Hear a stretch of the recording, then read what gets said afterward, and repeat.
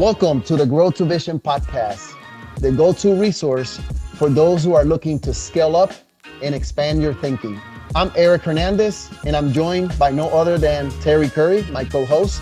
And together, we're going to explore strategies and insights that will drive success. Whether you're a startup founder, an entrepreneur, an executive, or an individual looking to take it to the next level, join us. Welcome to our podcast. This is our very first episode. My name is Eric Hernandez. I am the CEO and founder of X Strategy. It's a business that is suited to help other businesses strive, and we'll talk a little bit about that later. Today, I'm extremely excited because this is an experiment that we started actually during the pandemic, and it never really kicked off. We decided to give it another try, but I feel that now we're not only much better prepared, we have an excellent team behind us to support us, but we also have a lot to talk about. So I want to start off by presenting my partner here, who is someone that I not only I have a huge respect for this person. I'm honored to be in this session with him, and it's someone that not only I respect, is someone I've known for 20 years, and we've become intimate friends. He is a family man. He's a father of three, a tremendous husband, and has been an example for me and my family in terms of how to live my life. And also is someone that I know is spiritually sound, has a great track record in his career. This person started off as an engineer, and he'll tell you a little bit more about himself here in a minute, but he's an electrical engineer. He also started his career in automotive, and then he's moved in a few companies along the way, but then decided about 13 years ago or so to launch his business, and he's done extremely well for himself. He now has a company by the name of Infinite Business Strategies. He's the managing partner and founder of that company. We actually have had the opportunity to work together in many of occasions. And not only we've done a lot of work together, but we've built a repertoire of stories and experiences that we want to share with you today. So without further ado, my best friend and my dear friend here, Terryl Curry, but I call him Terry or T. So Terry, tell us a little bit about yourself, and let's kick this off. Well, thank you, Eric, for the accolades. I know it's hard to condense 20 years into 30 seconds, but same to you, my brother from another mother. You know that we always go step in hand down this road called life. Learned a lot from you, but my name's Terry Curry. I'm the CEO and founder of Infinite Business Strategies, where we help lead people to their next level. And just kind of piggyback off of Eric, we're looking forward to sharing with you guys some of these intangibles of leadership that we've learned over the years that's kind of hard to teach, but easy to talk about. And from the time when Eric was coaching my kids in basketball to the times that we are hanging out on the beach together, we have a lot of stories to tell professionally and personally that I think you all going to be able to relate to. So like Eric said, Infinite Business Strategies, been doing consulting for a while. So I'm an engineer. As Eric is an engineer, I started in automotive. Eric started in automotive, kind of see the connection there. But we kind of learned in a lot of ways what to do and what not to do. And a lot of that experience and expertise is what we want to share with you guys over these next few podcasts that we do. This is a great start for us to really get into the main topic at hand. And it's how do you expand and drive excellence while you're doing it? And if you're a business, how do you go about this, right? And I think what I would like to do for us, T, is how do we get one particular area that a lot of people always ask is, where do I start? So if I'm a business, I'm a CEO, I'm a president of a division, or I'm managing a plant, which we've done, help many manufacturing companies in the past. Where do I start? when I want to begin this journey? Because it is a journey, nevertheless. And that's a very good question, and a lot of clients ask us that. And to me, and I know we've talked about this, Eric. Also, it starts with a vision, right? You can't assume that everyone shares the same vision, and sometimes you can't even assure that your vision is right. I mean, maybe your vision is short sighted, and you're only looking 3 to 4 months down the line. But how many times have you talked to someone? They say, "Oh, that's good, that's great, that's excellent." I mean, I know we're talking about excellence, but does Mhm. everyone define excellence the same way? I'm sure you've seen that as well, where your definition of good isn't necessarily the definition of good for everyone. I know we experienced that in one of your facilities when I first started working with you in your plant, when we sat and asked everyone, "Hey, did we have a good day or a bad day?" And their definition of good was different than yours. That's right. I think that's important because I think part of what I have learned in my years is that expectation, that vision, what good looks like, needs to be very clear across the board. And it really starts with that leader setting the tone, understanding for himself where does he want to take that business to, what are the aspirations, and then from there being able to cascade that vision through his organization and having that clear definition of what good looks like would set the tone, right? It's going to start getting people thinking about ways to get to that vision, but it also gives an opportunity for everyone to have a shared vision. So I think it's important that as we start talking about this, we go back to that clear definition of a vision and being able to elaborate that. And really, it should be something that when I ask a leader, what is the vision for your company?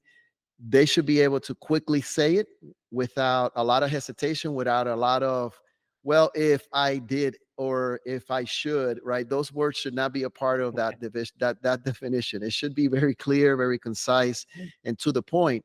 And at the same token, right, as we start talking with other individuals within the group, they should be able to also elaborate that. What are your thoughts when it comes to some of those interactions you've had with leaders and people in an organization when you ask them that question?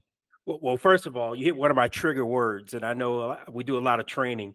And one of the things that I tell people when they use that word "should," I say, "Listen, you're shoulding all over yourself, and let's stop saying what we should do, and let's not talk about it. Let's be about it." But it's interesting that when you talk about a vision and you talk about leadership and you talk about the top leaders, one of the things that I ask those same leaders is your vision known? If I go and ask someone else what the vision of the facility is, what would they tell me? Are they reading a canned answer, or are they giving me something that they really believe in and feel that they're passionate about? And to me, vision is more than just what you see. I challenged one of the plant managers. We went to one of his departments and I said, "You told me your vision, let's ask your department manager what their vision is." And when he asked the individual what their vision is, they started to point to things. Well, I stopped them in their tracks. I said, "Hold on, wait, look at me. Your vision is not what you see with your eyes open. Your vision is what you see with your eyes closed. It's what you can imagine. It's where you want to go." And that kind of opened his eyes a little bit, that he was not aligned with the vision of his people. And that was untapped potential. So when you talk about vision, it's more than just having a vision for the facility. It's having an aligned vision with the people. And I know that a lot of our clients that we talk to, that's some of the feedback they give us, right? When people try to say, "Well, what do you do that other consultants don't do?" And I said, "Well, one, we really work on the person." I mean, anyone can check the box and say, "Yep, I have a mission statement. Yep, I have a vision." But when you test it, when you inspect what you expect, and you go on the floor and you ask people, "Okay, well, what is your vision? Mm. What are your dreams and aspirations? And does that align with the company's vision, that the facilities is envisioning also?" So I do think visioning is important and aligning is important. Man, that's a lot to unpack, and I really got to go back to a statement you made that really hit home here, and is your vision is not with your eyes open; it's with your eyes closed. And I really like to unpack this with you because I feel this is something that it's really important that we have. I think more definition around this concept, right? A lot of times when you ask someone what is your vision for your business, to your point, right, their eyes are wide open. They're looking at their problems, they're looking at what could not be done because of XYZ, right? They're looking at all of the noise around them. And I love the concept of, hey, close your eyes and really envision and have that imagination of what good looks like, if you took all those out, and I know this is something that you do very well when we've done some of these sessions, is if you had infinite funds, infinite resources, and infinite time, right? And that's something how we always kick off some of our workshops. What would you do? And I think this is an important concept that really needs to be unpacked so that our leaders that we work with understand that they have to take all of these barriers, all of these roadblocks away, and really think big and think how big they can get with their business. Love that concept, and I really wanted to really unpack that a little bit. And the second thing that you mentioned that I feel is really important, right? As a leader, you set that vision, you set expectations, and then you said, and this is a phrase you use very well, right? You have to inspect what you expect. And I feel that as leaders, at times we set an expectation, we give people a goal, and then we expect people to really know how to get there. We don't really guide them through. We don't really check and put checks and balances in the process to ensure that things are going the way you expect them, right? If you want people to follow you, you also have to live and breathe that journey with them. And it's an important aspect. So let's unpack that a little bit. Tell me your thoughts. Let's go back to the point you said you have to have a vision with your eyes closed. I really like that. And I think it's an important aspect that we should unpack in this session. Well, that's very good, Eric. And I know with a lot of our clients, we go through and they try to put their best foot forward. When you go on the tour, and you've seen it, they have a tour route. They show you all the good things. And I know you and I, we don't look for the good things. We look for the things that show me what your culture looks like. What do you do when the lights are off or when people aren't looking, right? That's what's really building your culture. So when you talk about the vision of a facility or the vision of a leader, you really have to understand, are they just, using buzzwords like best practices? I mean, you hear best practices, but do people even know what the best practice is? Do they understand what it really means? I know I've told you this story before, but back in my automotive days, when I was in a facility where you walk in and you just look at the wall and you get dirty. I mean, you anything you wear, you're going to walk out, it's going to be gray. If you lean up against something, you ruin those clothes. And I remember telling my guys, listen, we need to clean up. We need to do better. It's very hard to kind of change the mindset of someone if things don't look better. And my vision was what I had seen online, what I had seen in other facilities. I actually took my team down to another facility. I won't name the company, but where they had I was in automotive. So they had an engine line where everyone was wearing white gloves. They had on white clothes and everything was nice and bright. And my guys couldn't believe it. They said, wow, people actually work this way. I says, yes, they do. And this is the expectation. But that was all alignment of vision, especially when you see someone else that can do it. So you hear a lot of people talk about best practices, but do they really understand it? Do they understand it's feasible? More importantly, and I know we'll talk about that more when we dive into culture, but what are the daily habits they have to sustain that, right? Anybody can clean up. I mean, think about your kids at home, right? You have them go clean the room. And me, so I live on the main floor and my kids are upstairs. I know if they hear me coming up the steps, you can hear everything rustling, everything cleaning up, right? You can tell that the habits aren't there. Why is it 1 p.m. and your bed's not made? My habit is as I'm rolling out of the bed, I make up the bed, put the pillows and everything there. My wife likes to see it that way, so I try to maintain that, but I have to build a habit to keep that in place. So your vision is more than what you just even see with your eyes closed. Is also what do you envision doing on a daily basis? Where are those habits that are going to get you there? And I think it's very, very important that you align those two. I love that concept. And I want to tell you that the other day I was having a conversation with one of my mentors, and he said something to me that now I've been able to internalize and reflect it in my daily routines. But one of the things that is important is at times when you mentioned the daily habits, you mentioned the vision, right? And when you're running a business, you have to have a process, right? A standard, a way to optimize your daily routines and your habits. And those habits start with the leader, right? And you mentioned culture, right? And you start driving that down throughout the organization.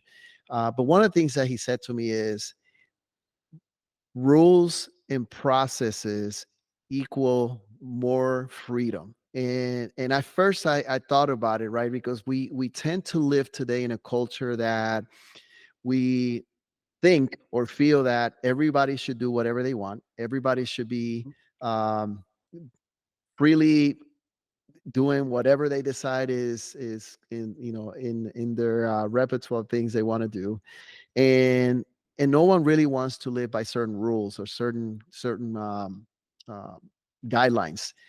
And the problem with that is that as you start driving away from having a set of rules, a set of habits, a certain routines, you start losing the ability to really focus and really manage your time wisely and being able to execute at an optimal level. And it's important that as we unpack this concept of expansion and excellence, that we have an ability to really drive down into some of these areas that are very important, right? Driving, being able to uh, paint the picture of a vision, and being able to cascade that down through your organization.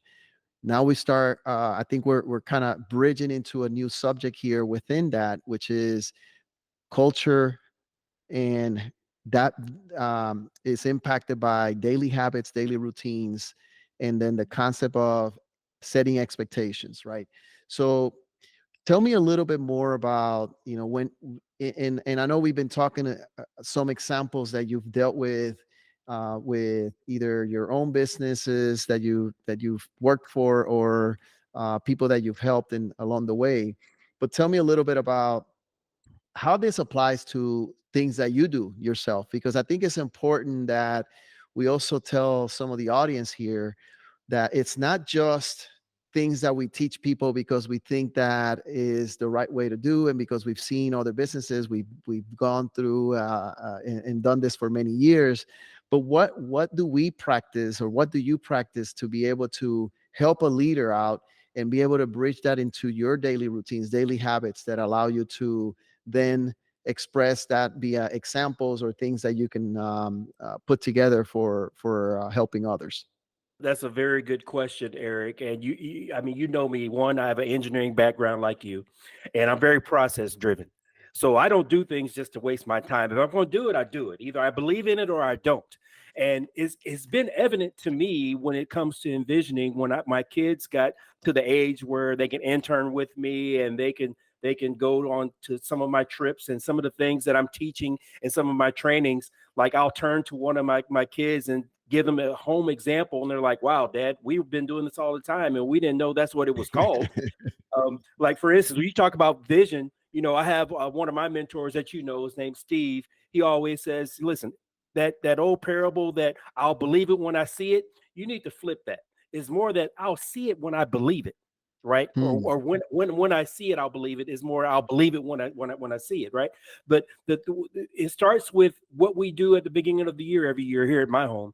Here we talk about goals. We put our goals in 7 different categories, and there are spiritual goals, we have fitness goals, we have family goals, we have financial goals, we have business goals. Each one of my family, every year we go through, we write our goals down, then we break them down by quarter. And I believe what gets measured gets managed. So what we do is we put in, okay, how are we going to measure whether we're achieving that goal? I'm going to read 3 books a quarter. Okay, well, how many did you read so far?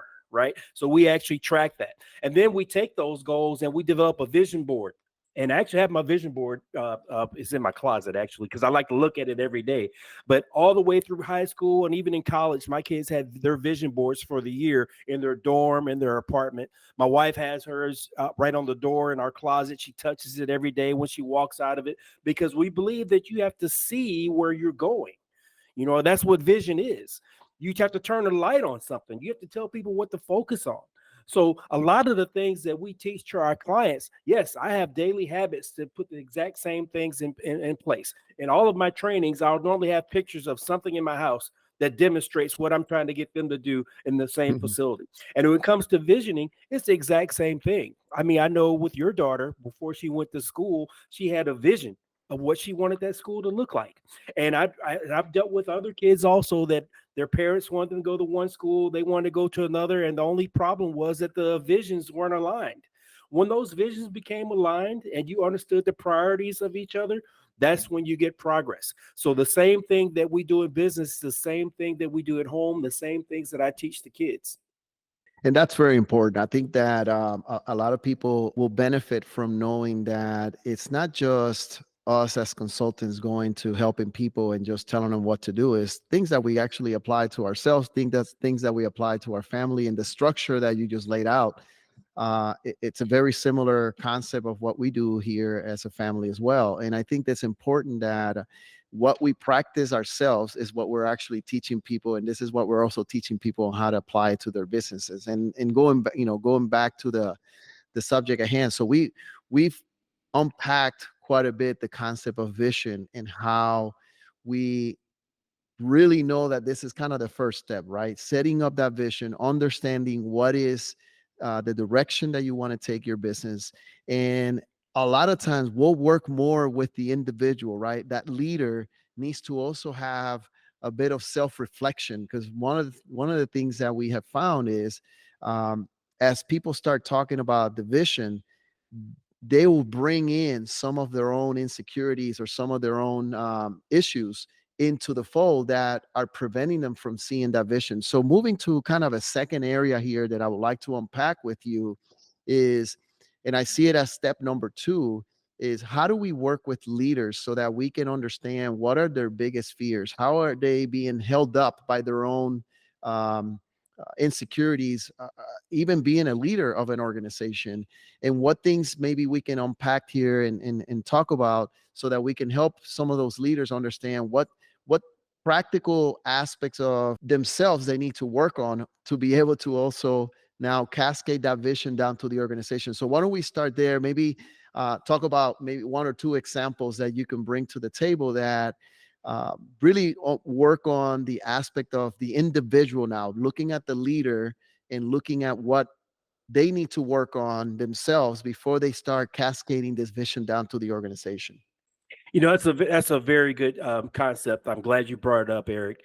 One of the things that I've seen through my experience, and I know through some of our mentors and other colleagues that we've talked to, they've gone through the same thing.